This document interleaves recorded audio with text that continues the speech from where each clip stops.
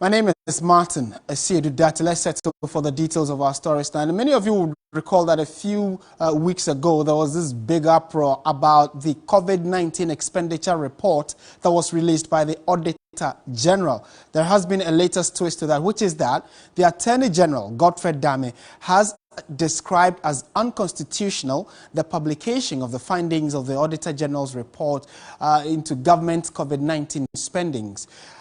It also goes on to say that it contends that the publication by Johnson Ekuamwa, who is the Auditor-General, is premature, consequently asking him to unpublish or pull down the report that was published on their website, which found gross mismanagement of some of the funds meant for Ghana's COVID response. Godfred Dame maintained that publishing the report ahead of its scrutiny by Parliament was unconstitutional. Let's take you through some of the key pointers within the report or the letter that was written by the Auditor-General. It says that, first of all, publication of the report by the Auditor-General was premature. 2, publishing ahead of its scrutiny by Parliament or a committee of such, probably the Public Accounts Committee, for instance, is unconstitutional. The Attorney General or the Auditor General wants the auditor to, so they are both AG, but this time we are saying that the Attorney General says that the Auditor General wants him to unpublish the report pending the fulfillment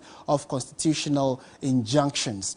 It goes on to say that the Attorney General says prior publication before Parliament's scrutiny is prejudicial, and he wants the laws governing the functions of the Auditor General ought to be construed as a whole, or not to be misconstrued in general. So the Attorney General quotes some provisions of the Constitution as basis for his directive to the Auditor General, and that he believes that going ahead of letting the public know what was contained in that report before Parliament went through it was against the statutes of our laws. Meanwhile, the chairman of the Public Accounts Committee, James Klucha-Veggie, has asked the Auditor General to disregard the protestation by the Attorney General to unpublish the 2020 Special Audit Report on COVID spendings. Godfred Dame, in a letter to the Auditor General, says that the first must meet the constitutional mandate of submitting that report to Parliament before making it public. Let's listen to Dr. James Klucha-Veggie in a response to that protest by the Attorney General.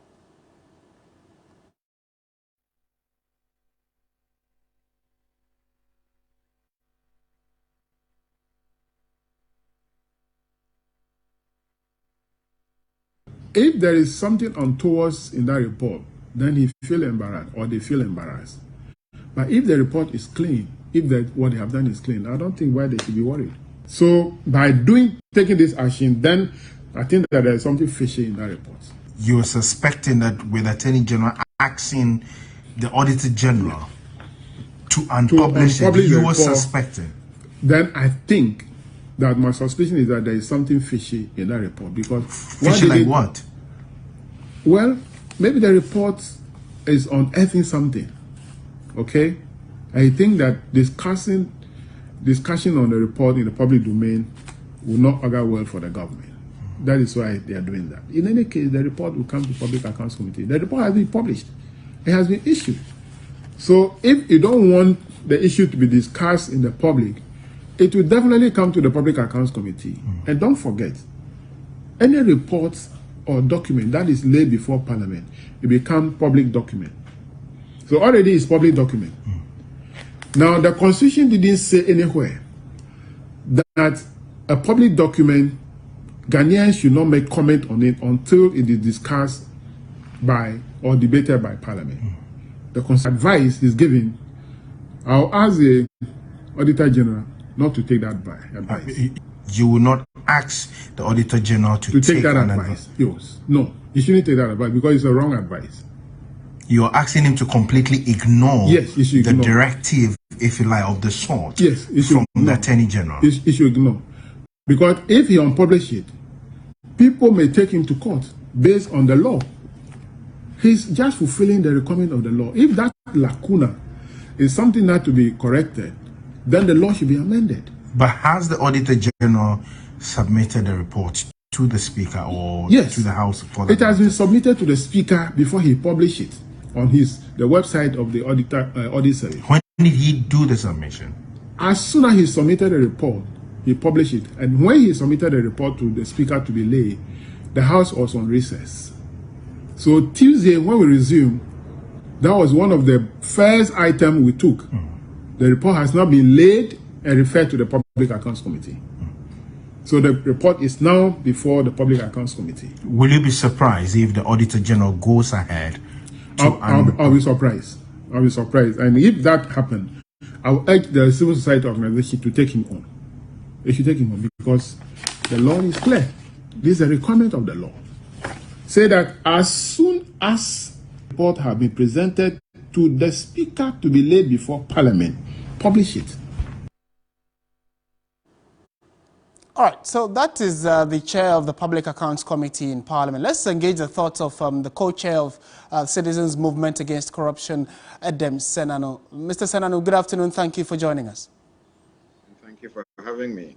What are your initial thoughts on this? Has the Auditor-General erred in any way, considering the fact that according to the Attorney-General, publicly, putting out the document, violates what the Constitution says he must do? No, I'm not quite sure that interpretation by our Attorney General is accurate. In Article 1875 is to submit. 1876, Parliament is supposed to debate and interrogate it. But none of those clauses, as it were, precludes the fact that as an independent institution or state, when their work is done with the report and is submitted, they cannot publish. Indeed, under Act 584, Section 23, they are required to publish. The Attorney General himself makes reference to it and then suggests that if you take the entirety of the process into context, it would seem as if it mars the process if you were to publish it earlier. But I don't think that is the challenge at all. I think that the law is clear. He has the responsibility to publish. He has done so.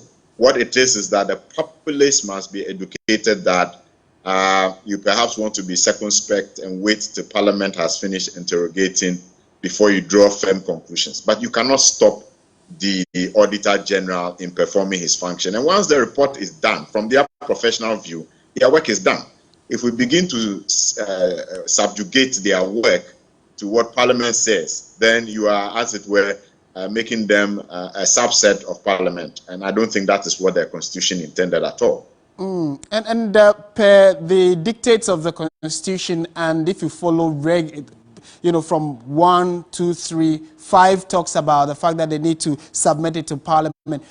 And then 6 and 7 thereabout that goes on to talk about they should publish it. So maybe the Attorney General, and I'm just playing the devil's advocate here, the Attorney General's position is that do 5 before you move on to 7 in terms of how it's laid out in the Constitution. You still think that that's not feasible? I don't think that is the intent. Indeed, look, we are all safer if you want to talk about good governance, to the extent that one professional entity that is required to do the audit has completed its work. It's submitted to a different entity that is looking at it from another perspective. Their professional job once completed as a state organization is available to the public. So to suggest that they have to wait till Parliament, that a different entity has completed, I think just begs the point. The point is that they have done their work. Let it be put out for its value and quality. If later we come back and say they did a poor job because they didn't take on board the concerns of ABC, that is what it will be. But they have professionally completed their task as the Auditor-General Department of Ghana. They are submitting it to Parliament. We are all interested in that public document that Parliament is about to scrutinize. It doesn't take away the fact that all of us as Ghanaians must understand that Parliament is now going to interrogate it and may find in some cases places where the report needed to have done some more work. It doesn't take away the fact that Parliament is not doing its work. The Auditor-General has completed its work. I don't think they should be faulted for publishing. I don't think there's anything against them publishing. We just need to be a lot more cautious in drawing firm conclusions when we look at that report, and perhaps wait till Parliament has also completed its task and then comment. But I don't see that the Attorney General is helping good governance by saying don't publish or unpublish. I don't think that is the way to go. Right, and still on that though, the other concern may be that clearly when this report came out, the public reaction has been quite shocking, and people have been asking even more questions of what the monies were used for. In your thinking, would you agree, especially with the Attorney General, that there is the fear that public perception on some of these reports may be entrenched, for which reason if the Parliament needs to call for a review or further investigation into some of the components of the report, it might be difficult because already the public may have taken their position on it. Could there be any justification here, you think? I don't think so. Okay. I mean, what it is that let's empower NCCE and other institutions of states that must educate Ghanaians on processes and the different arms of government and institutions and what they do. Because the fact that the public is forming a certain opinion will not take away the responsibility of Parliament to do its probing and subsequently to set up the audit report implementation committees, etc. Their work, when finalized, will also be in the public domain.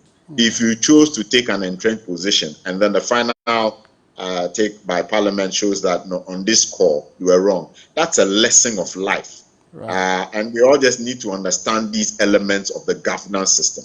I don't think that if you want to err, let's err on the part that allows good governance to be entrenched. And I think that good governance means that if one entity has finished its work professionally, so put it out there. It's a public document, it's a public entity.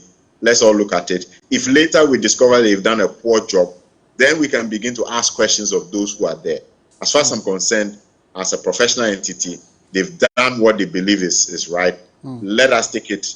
Let us discuss it. Let's not begin to try and say that, look, hide it until Parliament. What if Parliament, in its discussions, come up with issues that the Auditor-General can later prove that, look, you know, we actually did the right thing and you are not looking at it from an auditor's perspective. I think it's important that let's leave it in the public domain. Yeah. If you want to educate Ghanaians on being circumspect in drawing conclusions, that is fine. At the end of the day, Parliament's work just adds further value to what the Auditor-General has done. Right. And finally and briefly, if you may, he's been asked to unpublish the report. Would you also agree with, James Klucha-Veggie that the Auditor-General should disregard that, directive by the Auditor-General? By the Let me put it differently. The Auditor-General has done his job. He should proceed with what is required of him. Okay. Any suggestion that he should unpublish at this point does not follow what we expect as citizens of this land.